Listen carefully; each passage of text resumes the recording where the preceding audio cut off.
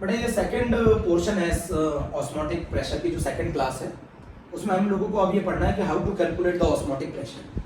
तो हम लोग क्या मानते हैं, जैसे ये एक सॉल्यूशन, ये मैंने एक प्योर वाटर ले लिया इस कंटेनर में, और ये मैंने एक पोटली टाइप का इस तरीके से कॉलम भी कह सकते हैं, इसमें मैंने ले लिया बेटा प्योर वाटर, ये मेरा प्योर वाटर है।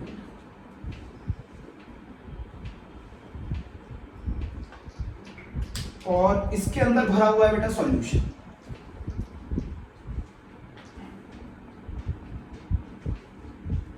ये सॉल्यूशन, ये प्योर वाटर और बेटा ये सॉल्यूशन। अब पूरा ध्यान से देख लीजिएगा कैसे कर रहा हूं मैं ना, ये बहुत इंपॉर्टेंट है, हाउ टू कैलकुलेट।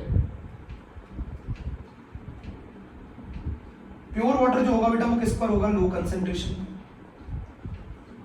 और जो सॉल्यूशन होगा वो किस पर होगा बेटा, हाई कंसेंट्रेशन पे। तो क्या करा जाएगा कि जो वाटर है वो एंटर करेगा due to osmosis, water pure water low concentration पे और सॉल्यूशन हाई कंसेंट्रेशन पे, तो वाटर एंटर करेगा, वाटर एंटर करेगा तो लेवल इंक्रीज करेगा, भाई लेवल इंक्रीज करेगा ना। तो क्या ये लेवल इनफाइनाइट तक इंक्रीज करेगा, क्या ये लेवल इनफाइनाइट तक इंक्रीज करेगा, क्या ये लेवल जो सॉल्यूशन का जो लेवल इंक्रीज करेगा, क्या ये इनफाइनाइट तक चलता रहेगा, नहीं। एक समय के बाद, एक टाइम के बाद ये लेवल क्या हो जाएगा बेटा, फिक्स हो जाएगा, ये लेवल कांस्टेंट हो जाएगा, ये लेवल लगातार इंक्रीज नहीं करेगा इनफाइनाइट टाइम तक, ये लेवल कांस्टेंट हो जाएगा। तो आप बोलेंगे ये लेवल कांस्टेंट हो कैसे गया, और सॉल्यूशन ने जितनी हाइट चढ़ी है कॉलम के अंदर उसको मान लेते हैं h। बेटा इस हाइट के कारण जो फोर्स लगेगी वो लगेगी mg, और इस हाइट के कारण जो प्रेशर लगेगा, इस हाइट के कारण जो प्रेशर लगेगा वो लगेगा बेटा h rho g, hydrostatic pressure. मेरी बात बहुत ध्यान से सुनिएगा, इस h हाइट की वजह से जो प्रेशर लगेगा वो कहलाएगा hydrostatic pressure. h is the height of column, जितना उसने हाइट चढ़ी है, रो मतलब डेंसिटी ऑफ द सॉल्यूशन, जी जानते हैं। अब आप मेरी बात को समझिएगा बहुत ध्यान से, जी gravity, hydrostatic pressure h rho g, level fix constant हो गया, एक समय के बाद ये लेवल क्या हो जाएगा, कांस्टेंट। तो इसका मतलब है ऑस्मोसिस रुक गया, ऑस्मोसिस रुक गया तो वो किस प्रेशर की वजह से रुका है, h rho g, h rho g pressure की वजह से ही तो हाइट एक समय के बाद क्या होगी बेटा, फिक्स हो गई। हाइट अगर एक समय के बाद फिक्स हो गई तो इसका मतलब लेवल एक समय के बाद फिक्स हो गया। फिक्स हो गया क्यों हो गया, क्योंकि हाइट की वजह से प्रेशर लगेगा h रो g, और ये प्रेशर, ये जो प्रेशर है ये ऑस्मोसिस को क्या कर देगा भाई, अगर लेवल कांस्टेंट हो गया तो इसका मतलब क्या है कि ऑस्मोसिस रुक गया। तो इस हाइड्रोस्टेटिक प्रेशर के कारण ऑस्मोसिस स्टॉप हुआ। तो इस प्रेशर को हम लोग कौन सा प्रेशर भी बोल सकते हैं बेटा, इस प्रेशर को हम लोग ऑस्मोटिक प्रेशर भी बोल सकते हैं, इस प्रेशर को हम लोग ऑस्मोटिक प्रेशर भी बोल सकते हैं। बेटा हाइट h की वजह से जो प्रेशर लगेगा वो हाइड्रोस्टेटिक प्रेशर होगा, और वो प्रेशर ऑस्मोसिस को क्या कर देगा, रोक देगा। तो वो प्रेशर क्या कहलाने लगेगा, ऑस्मोटिक प्रेशर के बराबर। तो पाई बराबर आ गया h रो g। सॉल्यूशन ने कितनी हाइट चढ़ी है, सॉल्यूशन कितना हाइट चढ़ा है वो h, रो मतलब डेंसिटी है, g मतलब ग्रेविटी है। बोलो बेटा मैंने क्या किया, एक पोटली टाइप का सॉल्यूशन के अंदर सॉल्यूशन लेकर उसको मैंने वाटर में डिप कर दिया। वाटर में डिप करने पर वाटर उसके अंदर एंटर करेगा ड्यू टू ऑस्मोसिस, सॉल्यूशन का लेवल बढ़ेगा। क्या ये लेवल इनफाइनाइट लेवल तक बढ़ता रहेगा, नहीं बेटा, ये लेवल एक समय के बाद कांस्टेंट हो जाएगा। वो इसलिए हो जाएगा क्योंकि हाइट h की वजह से जो हाइड्रोस्टेटिक प्रेशर लगेगा वो इस ऑस्मोसिस को क्या कर देगा, रोक देगा। और अगर वो इस ऑस्मोसिस को रोक देगा तो वो किसके बराबर हो गया बेटा, ऑस्मोटिक प्रेशर। तो हमारा फॉर्मूला आ गया पाई बराबर बेटा h रो g, पाई बराबर h रो g आ गया बेटा। बेटा बहुत ध्यान से सुनिए मैं क्या बोलना चाह रहा हूं। ऑस्मोसिस भाई, ऑस्मोसिस के कारण वाटर एंटर करेगा सॉल्यूशन में, ये सॉल्यूशन के लेवल क्या करेगा, इंक्रीज करेगा।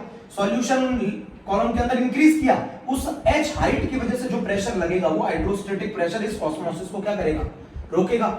उसी को बोला जाएगा ऑस्मोटिक प्रेशर। तो एक फॉर्मूला और हो गया बेटा, pi is equals to h rho g। बेटा pi is equals to h rho g, इस h हाइट की वजह से जो हाइड्रोस्टेटिक प्रेशर लगेगा जिसकी वजह से ये सॉल्वेंट पार्टिकल सॉल्यूशन के अंदर एंटर करना बंद कर जाएंगे, उस प्रेशर को बोला जाएगा क्या? Osmotic pressure. उस हाइड्रोस्टेटिक प्रेशर को ऑस्मोटिक प्रेशर बोला जाता है। अब हम आज जो पढ़ने जा रहे हैं कि हम न्यूमेरिकल कैसे सॉल्व करेंगे ऑस्मोटिक प्रेशर पे। हम न्यूमेरिकल कैसे सॉल्व करेंगे ऑस्मोटिक प्रेशर। तो बेटा इसको आप पूरा नोट कर लो, इट्स वेरी वेरी इंपॉर्टेंट। इसको बेटा आप लोग पूरा तरीके से नोट कर लो, मैं अभी भी बता रहा हूं।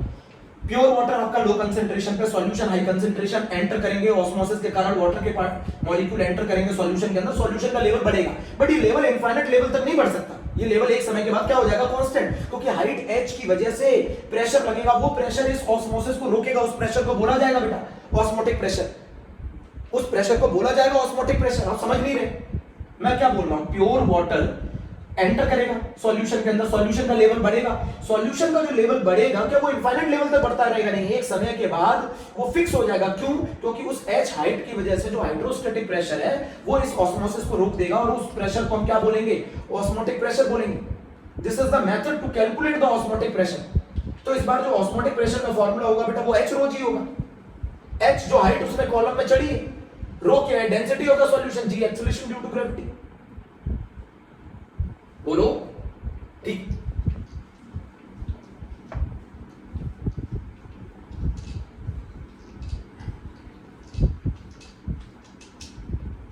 अब बेटा मैं ऑस्मोटिक प्रेशर बता रहा हूं, बहुत ध्यान से सुनिएगा।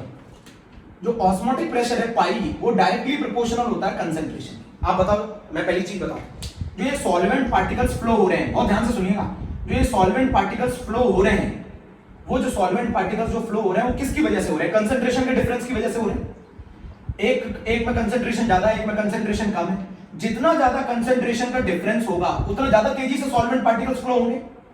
भाई जितना ज्यादा कंसंट्रेशन का डिफरेंस होगा उतनी ज्यादा तेजी से सॉल्वेंट पार्टिकल फ्लो होंगे, और जितनी तेजी से सॉल्वेंट पार्टिकल फ्लो होंगे उनको रोकने के लिए उतना ज्यादा प्रेशर अप्लाई करना पड़ेगा। उतना ज्यादा, भाई कोई बहुत ज्यादा तेजी से आ रहा हो तो उसे रोकने के लिए ज्यादा प्रेशर अप्लाई करना पड़ेगा ना। भाई आप ये देखिए, pi is directly proportional to the concentration. क्यों? भाई कंसंट्रेशन की डिफरेंस की वजह से तो सॉल्वेंट पार्टिकल फ्लो कर रहे हैं। अगर कंसंट्रेशन का डिफरेंस ज्यादा होगा तो ज्यादा तेजी से सॉल्वेंट पार्टिकल फ्लो करेंगे, और अगर ज्यादा तेजी से फ्लो करेंगे तो उनको रोकने के लिए ज्यादा प्रेशर अप्लाई करना पड़ेगा। तो pi is directly proportional to the C. बेटा another one, this is first one, pi is directly proportional to the T. Temperature जितना ज्यादा होगा उतना ज्यादा ऑस्मोटिक प्रेशर होगा। कंबाइन कर दीजिए दोनों इक्वेशनों को, pi is directly proportional to the ct। बेटा यहाँ पे जो कंसंट्रेशन है वो मोलैरिटी है, यहाँ पर जो कंसंट्रेशन टर्म है बेटा वो मोलैरिटी है। Pi is equal to ct, proportionality का साइन हटाओ, CRT, pi is equal to CRT। मैं फिर बताना चाहता हूं, pi is directly proportional to the C. बेटा जो हमारा ऑस्मोसिस होता है वो किसके कारण होता है? Due to the concentration difference. जितना ज्यादा कंसंट्रेशन डिफरेंस होगा उतनी ज्यादा तेजी से सॉल्वेंट पार्टिकल फ्लो करेंगे, जितनी ज्यादा तेजी से सॉल्वेंट पार्टिकल फ्लो करेंगे उनको रोकने के लिए उतना ज्यादा प्रेशर अप्लाई करना पड़ेगा। जितना ज्यादा प्रेशर अप्लाई करेंगे वही उतना ऑस्मोटिक प्रेशर होगा। तो pi is directly proportional to the C, pi is directly proportional to the T, दोनों को कंबाइन करके लिखा तो CT, pi is equal to CRT। बेटा R की वैल्यू ध्यान रखिएगा, R की वैल्यू लेते हैं 0.0821 लीटर ADM पर मोल पर केल्विन। R की वैल्यू लेते हैं 0.0821 लीटर ATM पर मोल पर केल्विन। R की वैल्यू जब ये लगाएंगे आप, तब आपका जो प्रेशर होना चाहिए वो ATM में होना चाहिए, आपका जो ये वॉल्यूम होना चाहिए बेटा ये लीटर में होना चाहिए, आपका जो टेम्परेचर होना चाहिए बेटा वो केल्विन में होना चाहिए। इसको अगर सॉल्व करने में डिफिकल्टी आती है तो आप इसको 1/12 भी लिखकर सॉल्व कर सकते हैं। तो बेटा pi is equal to CRT हो गया। Pi is osmotic pressure, C is the concentration of solution, R is universal gas constant, T is the temperature. मेरी बात को सुन रहे हैं ना? Pi is equal to CRT, R की वैल्यू कितनी लेते हैं? 0.0821 लीटर ATM पर मोल पर केल्विन। अगर आपको इसको डिफिकल्टी लगती है सॉल्व करने में तो आप इसको 1/12 रख के भी सॉल्व कर सकते हैं। पाई ATM में होगा, जब ये यूनिट आप यूज करेंगे बेटा ये कांस्टेंट है तो इसी के हिसाब से चलेंगे ना, हर कोई इसी के टर्म्स में लेंगे। तो पाई किस में आना चाहिए? ATM में आना चाहिए। वॉल्यूम किस में आना चाहिए? लीटर में आना चाहिए। टेम्परेचर किस में होना चाहिए? केल्विन में होना चाहिए। ये चीज आपको इसमें ध्यान रखनी है। तो pi is equal to CRT हो गया बेटा फार्मूला। ये वेरी वेरी इंपॉर्टेंट है, वेरी इंपॉर्टेंट है बेटा formula. Pi is equal to CRT हो बेटा। ये जो कंसंट्रेशन टर्म है ना ये मोलैरिटी है, इसके अंदर जो ये कंसंट्रेशन टर्म है ये मोलैरिटी है। प्लीज नोट कर लीजिए जल्दी से, प्लीज नोट कर लीजिए जल्दी से। Pi is equal to CRT है, प्लीज नोट कर लीजिए फटाफट। Pi is equal to CRT है बेटा। बिल्कुल एक एक चीज बता दिया आपको, बड़े ध्यान से सुनना है। Pi is equal to CRT है। अब बेटा इस फॉर्मूले को ओपन कर लेते हैं। Pi is equal to CRT को ओपन कर लो, WB/MB into 1 upon volume in litre into बेटा आर इंटू टी। मैंने ओपन कर लिया, pi is equal to W B upon M B. बेटा मैंने मोलैरिटी को ओपन कर लिया, W B upon M B into 1 upon volume in litre. मान लीजिए अगर आपको वॉल्यूम एमएल में दे दे तो pi is equal to W B upon M B into 1000 upon volume in ML into R into T. बेटा मैंने ये बिल्कुल लिख दिया, clear. Pi is equal to, बेटा ऑस्मोटिक प्रेशर का सबसे बड़ा यूज क्या है? ये मैक्रोमोलिक्यूल जैसे प्रोटीन, जीन फ्रेगमेंट,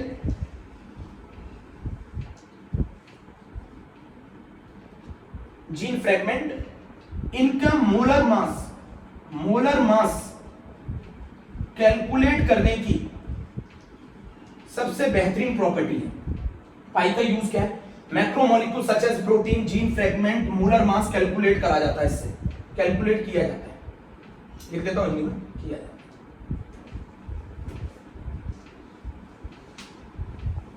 इनसे इनका मोलर मास कैलकुलेट किया जाता है। पाई यूज करके आप macromolecule like protein, gene fragment, इनका मोलर मास कैलकुलेट कर सकते हैं। मेरे बेटा बहुत ज्यादा इंपॉर्टेंट है ये बात। आगे बताऊंगा अगले टॉपिक में कि ऐसा होता क्यों है। उससे पहले एक और चीज बता दूं, आप कैसे मोलर मास कैलकुलेट कर सकते हैं। सीबीएसई बोर्ड ने पूछा था। तो बाय नोइंग क्या नोइंग पाई, बाय नोइंग पाई। आप मॉलिक्यूलर वेट कैसे कैलकुलेट कर सकते हैं? मॉलिक्यूलर वेट आप कैसे कैलकुलेट कर सकते हैं? By knowing pi, by knowing W B, by knowing R, knowing T, by knowing volume. अगर ये सब आपको मालूम है तो आप ये अगर आपको सब मालूम है, अगर आप इनको जानते हैं, ये ऑल आर नोन, अगर ये आपको मालूम है तो ये आप इनकी मदद से क्या कैलकुलेट कर सकते हैं? एमबी कैलकुलेट कर सकते हैं। अगर आपको मालूम है पाई, आपको डब्ल्यू भी मालूम है, आपको आर मालूम है, आपको टी मालूम है, आपको वॉल्यूम इन लीटर मालूम है, तो आप उनकी मदद से क्या कैलकुलेट कर सकते हैं? एमबी कैलकुलेट कर सकते हैं। आप उनकी मदद से एमबी कैलकुलेट कर सकते हैं। बताता हूं कैसे। बेटा सीबीएसई बोर्ड ने पूछा था, ऑस्मोटिक प्रेशर आपकी मदद कैसे कर सकता है मॉलिक्यूलर मास कैलकुलेट करने में। तो आपको मैं बताता हूं ऑस्मोटिक प्रेशर कैसे कैलकुलेट करते हैं। अगर मुझे ये सारी वैल्यूज नोन है, अगर ये सारी वैल्यूज मुझे गिवन है, तो मैं इनकी मदद से मोलर मास पता कर सकता हूं। कैसे कर सकता हूं? मैं एमबी जो निकालूंगा वो निकलेगा बेटा मेरा W upon pi 1 upon volume in litre into R into T. और ये सारी वैल्यूज मुझे मालूम है, ये ऑल वैल्यूज क्या है? मुझे गिवन है। तो इनकी मदद से मैं क्या कैलकुलेट कर सकता हूं? एमबी कैलकुलेट कर सकता हूं। और बेटा ये मेरा पहला लेक्चर विद फॉर्मूला हो गया है। ठीक है प्यारे बच्चों, कुछ गलती हो गई हो तो मैं माफी चाहूंगा। ठीक है, ओके, थैंक यू।